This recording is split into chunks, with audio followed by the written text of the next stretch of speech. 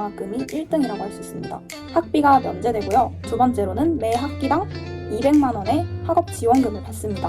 이 장학금의 이름은 안녕하세요. 오늘은 인문백년 장학금에 대해서 소개를 해드리려고 합니다. 제가 지금까지 다양한 장학금을 또 찾아봤고 또 수혜도 해봤는데요. 그 중에서 단연코 이 장학금이 1등이라고 할 수 있습니다.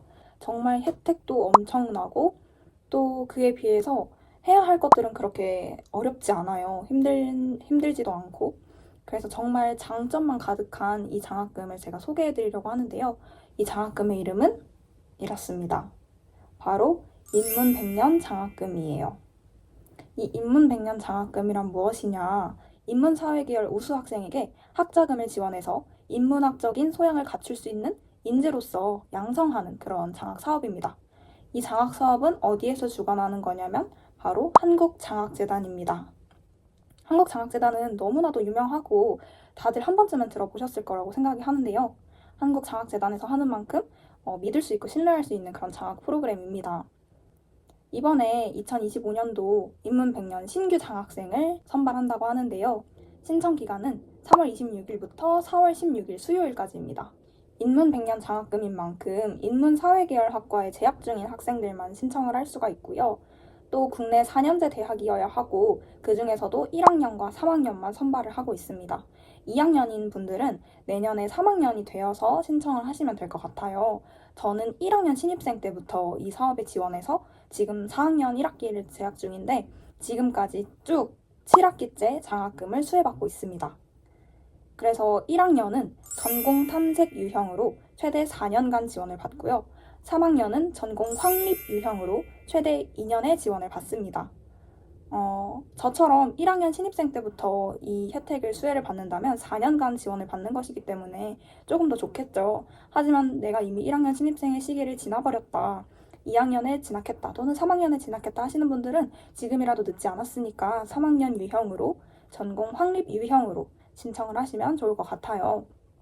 그리고 전공 탐색 유형과 전공 확립 유형 두 가지 모두 1유형, 2유형으로 또 세부 조건이 나뉘는데요. 이거는 이제 제가 알기로 소득 분위에 따라서 달라지는 것 같던데 일반적으로 분위가 낮아서 다른 생활 지원금을 받고 계시는 분들은 등록금만 지원을 받고요. 저처럼 따로 생활금을 지원받지 않는 분들이시라면 이 인문백년 장학금에서 등록금과 생활비 두 가지를 모두 지원받을 수 있습니다. 저는 그래서 매 학기마다 등록금이 면제입니다. 학비가 면제되고요. 두 번째로는 매 학기당 200만 원의 학업 지원금을 받습니다. 200만 원이 정말 크잖아요. 그래서 이 비용으로 원하는 학업이나 시험 같은데 돈을 투자할 수도 있고 배울 수도 있고 다양하게 알차게 활용할 수 있을 것 같아서 정말 좋은 것 같아요. 이 장학금을 계속해서 유지해서 수혜를 받기 위해서는 기본 자격이 필요한데요. 먼저 첫 번째로는 직전 학기에 총 평균 100분위 점수가 90점 이상 또는 평점이 4.5점 만점에 3.6점 이상이어야 합니다. 4점 만점으로 환산하시는 분들은 3.4점 이상 평균 성적을 유지하셔야 합니다. 또 취득 이수학점이 소속대학 졸업 이수학점의 40% 이상이어야 합니다. 이 인문백년 장학금의 신규 장학생으로서 신청을 하기 위해서는 학업계획서를 제출해야 되는데요.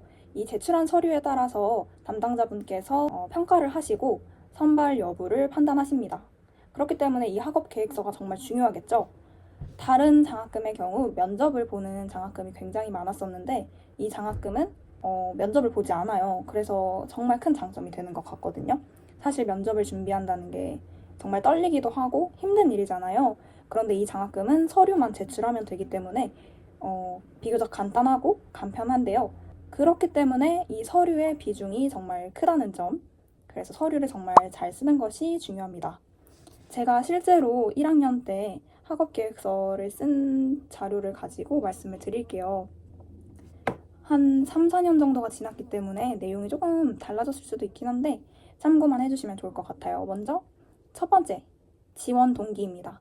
지원 동기는 그 페이지에 0.5장 이내로 작성할 수 있게 되어 있고요. 여기는 해당 전공 분야, 진학, 진로를 결정하게 된 자신의 지원 동기와 계기를 자세히 기술하도록 되어 있습니다. 저는 현재 미디어 커뮤니케이션 학과에 재학 중인데 이 학과에 들어오게 된 이유, 이 학과를 선택한 이유 이런 식으로 저의 진로를 반영해서 학과에서 어떤 학습을 하기 위해서 왔는지, 어떤 목표를 가지고 진학했는지 등을 기술을 했던 것 같아요. 저는 1학년 신입생 때 작성했던 것이기 때문에 대부분의 내용이 고등학생 때 내용으로 작성이 되어 있고요. 고등학생 때 이러한 일을 경험하고 나서 이 학과에 관심이 생겼고 어떤 식으로 사람들을 도와주고 싶었다, 어떤 식으로 성장하는 계기를 마련하고 싶었다, 이런 식으로 작성했던 것 같아요. 두 번째 문항은 학업 진로 계획과 기여 방법입니다. 본인 전공 계열과 관련해서 계획 달성을 위한 구체적인 목표와 추진, 그리고 실행 계획을 자세히 기술하도록 되어 있습니다. 또 체득한 지식과 경험을 바탕으로 본인이나 타인과 사회에 어떻게 공헌할 것인지를 기술하도록 되어 있습니다. 분량이 1.5장 이내이기 때문에 생각보다 길어서 저는 부제목, 소제목을 쓰고 단락을 나눠서 좀 가독성 있게 쓰려고 노력을 했던 것 같고요. 구체적으로 추진 계획을 기술해 달라고 했기 때문에 저는 학년별로 1학년 때, 2학년 때, 3학년, 4학년 때 어떤 식으로 노력을 할 것인지, 어떤 실천을 이뤄나갈 것인지에 대해서 분류해서 작성을 했던 것 같습니다.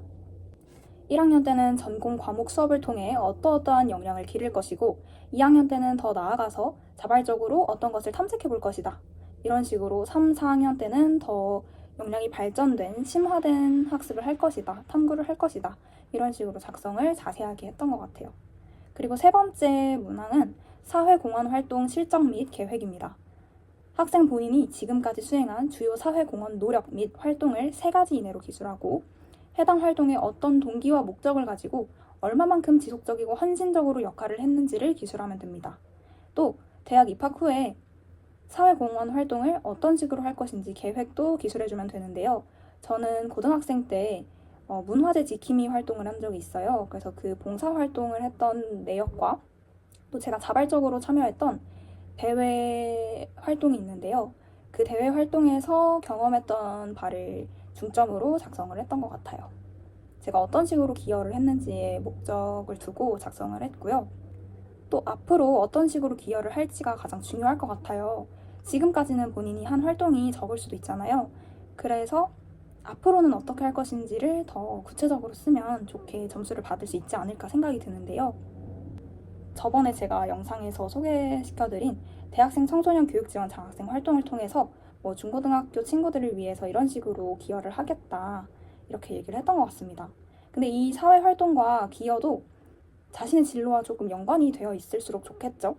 그래서 다른 사람들 또는 타 기관을 돕고 기여함으로써 나에게는 어떤 변화가 이루어질지, 나에게 어떤 성장이 찾아올지 이런 식으로 작성을 했던 것 같습니다.